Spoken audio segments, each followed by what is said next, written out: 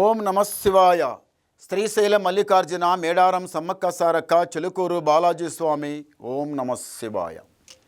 గోపురం టీవీ చూసేవాళ్ళ ప్రేక్షకులందరికీ నమస్కారం. నా పేరు రామ్ శాస్త్రి. చిలక జోషం అంటండి ఆ కాలంలో ఉంది, ఇప్పుడు గుడుక ఉంది, ఇక ముందు గుడుక నడుస్తుంది. చిలక జోషం అంటే నిజముందండి, నమ్మండి, వినండి.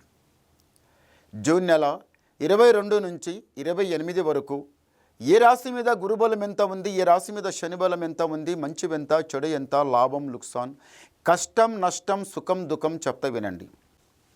ఈ చిలకమ్మ వృశ్చిక రాశి వాళ్ళ జ్యోతిషం, వృశ్చిక రాశి వాళ్ళ భవిష్యవాణి, వృశ్చిక రాశి వాళ్ళ గణితవాణి. తీ చిలక వృశ్చిక రాశి వాళ్ళకి సాష్టంగా షిరిడి బాబా షిరిడి దర్శనం చేసుకున్నామంటే చాలా బాగుంటుంది.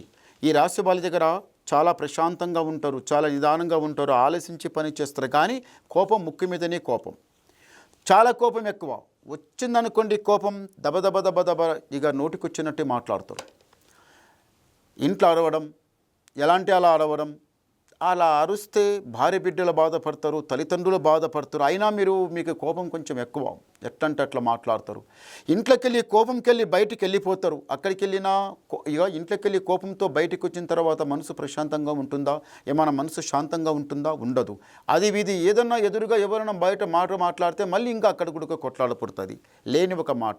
అదంతా మళ్ళీ కోపం కొంచెం ఎక్కువ చేసుకొని ఇంటికి వచ్చిన తర్వాత భార్య బిడ్డలు బాధపడతారు, తల్లిదండ్రులు బాధపడతారు, ఇంట్లో ఉన్న వాళ్ళందరూ బాధపడతారు. ఏమిరా ఈ అమ్మాయి ఇంతగానం కోపం, ఏమిరా ఈయనకి ఇంతగానం కోపం అని. వృశ్చిక రాశి వాళ్ళు ఇంట్లోకి వెళ్ళి ఎవరైనా కోపంతో బయటికి వెళ్ళిపోయిన వాళ్ళు మళ్ళీ ఇంటికి వచ్చిన తర్వాత శాంతంగా వస్తారా? రారు. కోపంతో ఇంకా కోపం ఎక్కువ చేసుకొని వస్తారు. నీదెంత నాదెంత, నీదెంత నాదెంత అనడంలా పెద్దలు కూడా బాధపడతారు, ఇంట్లో ఉన్న వాళ్ళు కూడా అందరూ బాధపడతారు. చూడండి, కోపం శత్రువు, చివరికి మీ ప్రాణం మీదనే వస్తుంది. కోపంతో పొడగొట్టుకున్న వాళ్ళు, కోపంతో లాక్ చేసుకున్న వాళ్ళు, కోపంతో ప్రాణాలు పోగొట్టుకున్న వాళ్ళు చరిత్రలో చాలామంది ఉన్నారు. కోపం అది మహాశత్రువు, దానింత విషం ఎవ్వరు లేదు. అది చాలా చెడ్డది, దానికి నమ్మవద్దు, కోపం పెట్టుకోవద్దు. అసలు కోపం అంటే తెలివి ఉన్న వాళ్ళకి కోపం రాదు. తెలివి ఉన్న వాళ్ళకి కోపంతో కారణం లేదు.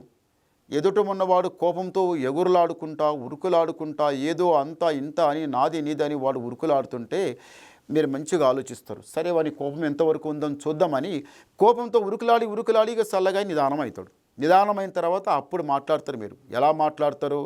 ఏమయ్యా ఏదేదో ఉరుకులాడినావు, ఏమ్మా ఇంతగానో ఉరుకులాడుతున్నావు, కోపంతో చేసిన పని నీకు ఏమందింది, ఏడ బాగుంది, ఇదేనా మీకు కోపం?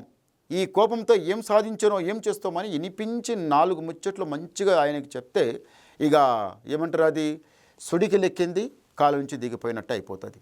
అరే చెప్పిన మాట నిజమే కదా. అది కోపంతో ఉరుకులాడేట వాళ్ళకి కొంచెం నిదానంగా చేపించి స్లో చేసి వాళ్ళకి మధురమైన 2 మాటలు చెప్తే వాళ్ళ కోపం దిగిపోతుంది. అలాగే వృశ్చిక రాశి వాళ్ళ దగ్గర చాలా జ్ఞానం ఉంది అన్నమాట. ఎవరు కోపంతో ఉరుకులాడిన వాళ్ళకి నిదానం చేపిస్తారు. ఇంట్లో తెలివి లేకుండా ఉల్టా పల్టా పనులు చేస్తే కూడా నువ్వు చాలా తప్పు చేస్తున్నావు, నువ్వు కరెక్ట్ చేస్తున్నావు కూడా వాళ్ళకి మెప్పించేది కూడా మీ దగ్గర బాగుంది. జ్ఞానం తెలివి చాలా బాగుంది. నిదానంగానే ఉండండి, తొందర మాత్రం ఉండకండి.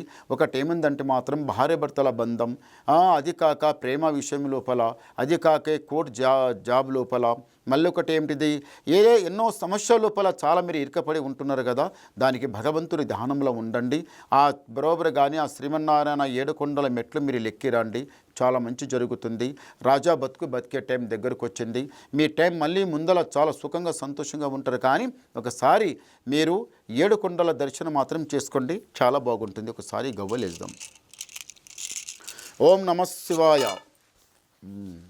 చాలా మంచి గవ్వలు పడ్డాయి, బేస్ గవ్వలు పడ్డాయి. వృశ్చిక రాశి వాళ్ళకి నిజంగానే కోపం ముక్కు మీద ఉంది, తగ్గించుకోండి, చాలా బాగుంటుంది. ఈ రాశి వాళ్ళకు ఆదాయం 11, వ్యాయం 5, రాజపూజ ఫలం 2, అవమానం 6. అంటే శని 6 ఉంది, గురు 11 ఉన్నాడు. చాలా మంచిగా ఉంది. ప్రయత్నం చేయండి, ప్రయత్నం చేస్తే చాలా బాగుంటుంది.